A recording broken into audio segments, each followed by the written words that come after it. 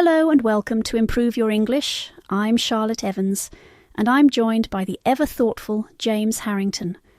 Today, we're diving into IELTS Speaking Part 1, and our focus is, yep, you guessed it, public transport.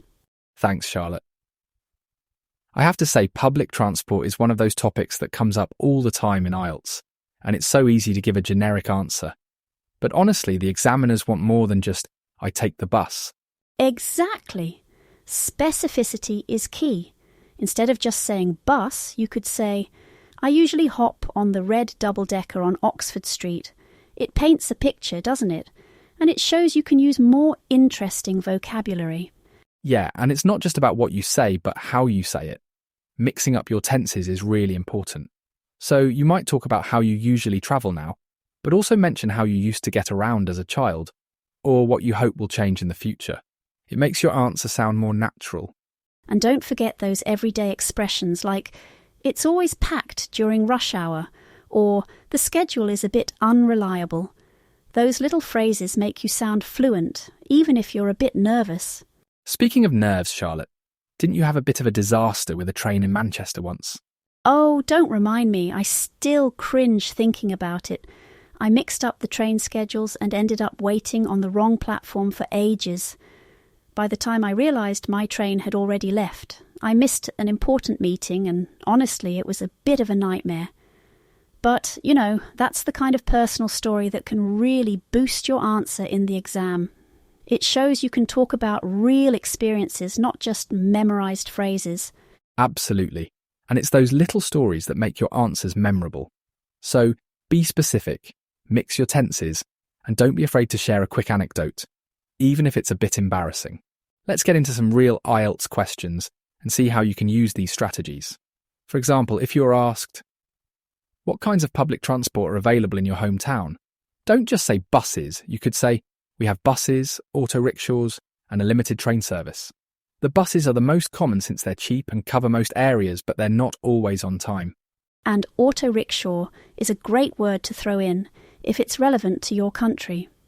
It's a three-wheeled vehicle, quite common in Asia. Using specific terms like that can really help your vocabulary score. Exactly. And don't forget to structure your answers. Use contrast, like, some places have efficient systems, but in smaller towns it's often disorganised. Add your opinion, and always avoid just saying yes or no. Give a bit more detail, even if you have to make it up on the spot. And if you get a question like, what are the advantages of public transport? You could say, it's great for reducing traffic and cutting pollution.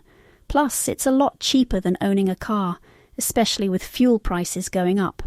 I actually had a listener write in recently, let's call her Priya, who said she improved her IELTS speaking score just by practicing with model phrases and recording herself.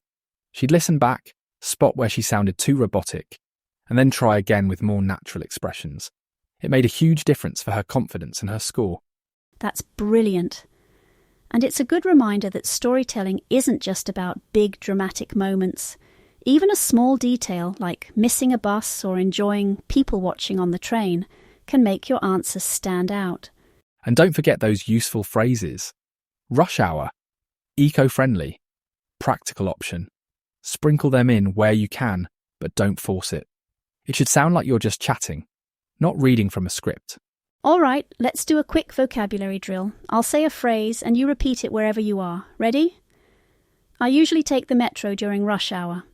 Public transport is more eco-friendly than cars. It's not always reliable, but it's affordable.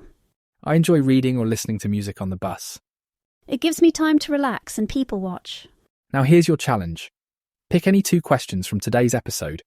Maybe, do you often use public transport? Or, what are the disadvantages of public transport? And answer each for about 30 seconds. Try to use at least 2 new expressions from our vocabulary list. And don't just think about your answer. Actually say it out loud. Record yourself if you can. I used to be so nervous about my accent and making mistakes, but honestly, the more I recorded and listened back, the more confident I got. It's a bit awkward at first, but it really works. Yeah, and don't worry if you stumble or forget a word. That's totally normal. The point is to get comfortable speaking naturally, not perfectly. So to sum up, if you want to master public transport questions in IELTS Speaking Part 1, focus on being specific, mixing your tenses, and using real-life expressions. Add a bit of your own story, and don't be afraid to show some personality. And remember, practice really does make perfect. Use those model answers, record yourself, and keep building your vocabulary. Even if you feel a bit silly at first, it pays off in the exam. Absolutely. And if you're ever stuck, just think, what would you actually say to a friend about your commute? That's usually the most natural answer. Well, that's all from us today on Improve Your English. Thanks for joining us for this deep dive into public transport and IELTS Speaking Part 1. James, always a pleasure chatting with you. Likewise, Charlotte. And thanks to everyone listening. Don't forget to subscribe, share the podcast, and leave us a review if you found this helpful. We'll be back soon with another everyday IELTS topic. Until then, keep practicing, keep improving, and don't let a missed bus ruin your day or your exam. Take care, everyone. See you next time. Bye for now.